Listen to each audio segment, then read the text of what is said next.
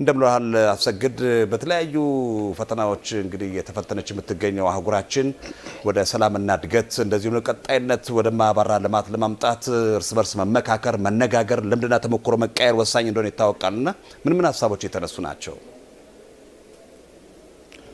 አመሰግናለሁ ሰለሞን እንደምን ውለሃል ተመልካቾችም እንደምን ውላችኋል እንግዲህ 10ኛው የአፍሪካ የመንግስት አገልግሎት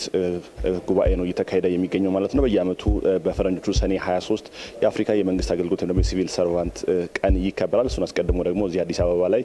የአፍሪካ 10ኛው የአፍሪካ የሲቪል ሰርቫንት ወይም ደግሞ የመንግስት አገልግሎትና አስተዳደር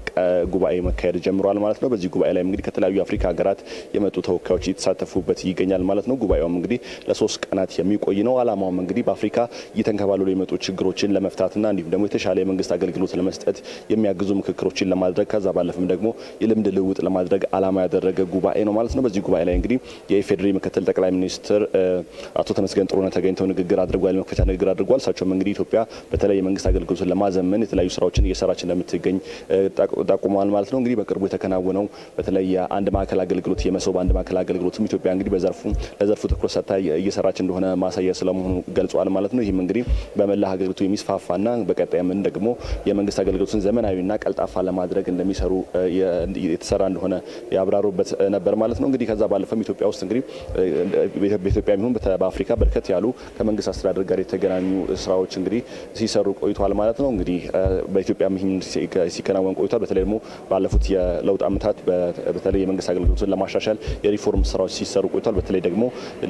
ለተገልጋዩ ማህበረሰብ የተሻለ አገልግሎት ለመስጠትና የመንግስትን አገልግሎት ቀልጣፋ ለማድረግ እንዲሁም የተለያዩ ስራዎች እየተሰሩ ይገኛል ማለት ነው ከነዚህ መካከል ደግሞ አንዱ በመግቢያ ላይ ለመጥቀስ እንደሞከርኩት የመሶብ አንድ ማዕከል አገልግሎት አንዱ ማሳያ ነው ከዛ ባለፈ እንግዲህ በተለያዩ ክልሎች በማስፋፋት ይህንን ስራ አጠናክሮ ለመቀጠልና የተሻለ አገልግሎት መስጠት ቀጣዩ ትውልድ ደግሞ የሚረከባት ሀገር የተሻለችና የተሻለ አገልግሎት የሚሰጥባት ሀገር ለማድረግ እየተሰራ እንደሆነ መሆኑን ገልጿል ማለት ነው ከዛ ባለፈም ደግሞ የኢፌዴሪ ሲቪል ሰርቪስ ኮሚሽነርም ዶክተር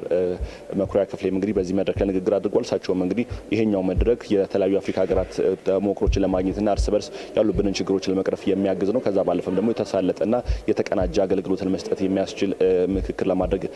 አላማ ያደረገ መድረክ ስለመሆኑ ተናግሯል ማለት ነው ከዛ ባለፈም እንግዲህ ከተለያዩ አፍሪካ ሀገራት የመጡ ተወካዮችን በመድረኩ ላይ ንግግር አድርጓል ውይይቶችም የተደረጉ ይገኛል ማለት ነው ከዛ ጎን ለጎን ደግሞ የተባበሩት መንግስታት ድርጅት እንዲሁ ከዚህ ቀጠናዊ የሆነ ከሲቪል ሰርቪስ ጋር የተገናኘ ጉባኤም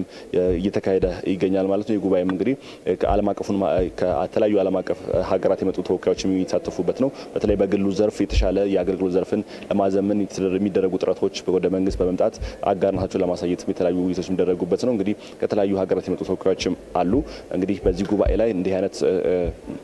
ምክክሮች ይደረጋሉ በአጠቃላይ በአገልግሎት ዘርፍ ውስጥ የሚታዩትን ችግሮች ለመቅረፍ በተለይ ደግሞ ለዘመናት የተንከባለሉ የመጡትን ችግሮች ለመቅረፍ ያለመ ጉባኤ ነው የሚደረገው ማለት ነው ከዛ ባለፈ እንግዲህ በተለይ በተቀረው ዓለም የተሻለ አገልግሎት ለመስጠት የተለያዩ ዘመናኛ ቴክኖሎጂን መጠቀም የተለመደ ነው በአፍሪካ ደግሞ እንዲህ አይነት ችግሮች ይስተዋላሉና ይሄንም ደግሞ ዘርፉን በቴክኖሎጂ በመደገፍ የተሻለ አገልግሎት ለመስጠት አላማ ያደረገም እንደሆነ ነው የተነገረው ማለት ነው እንግዲህ ለቀጣዮቹ 3 ቀናት በዚህ በአፍሪካ ህብረት አዳራሽ ጉባኤ ይደረጋል ማለት ነው እንግዲህ በዚህ ጉባኤ ላይ በርከት ያሉ ሰዎች ተገኙ ይገኛል ከዛ ባለፈ ደግሞ ቆይታቸውን በአዲስ አበባ እንዴት ይሆናል የሚለው ነገርም ደግሞ አጠቃለን ምን ጠይቃቸው ይሆናል በምሽት የዜና ውጃችን ስንመለስ ደግሞ ያሁኑን የጉባኤውን ሁኔታና ከዛ ባለፈ ደግሞ በቆይታቸው ምን እንደተመለከቱም ጠይቀን ለተመልካቾቻችን የምናደርስ ነው የሚሆነው ሰለሞን ለአሁን ያለን መረጃ ይህንን ይመስላል አመሰግናለሁ አሰግድ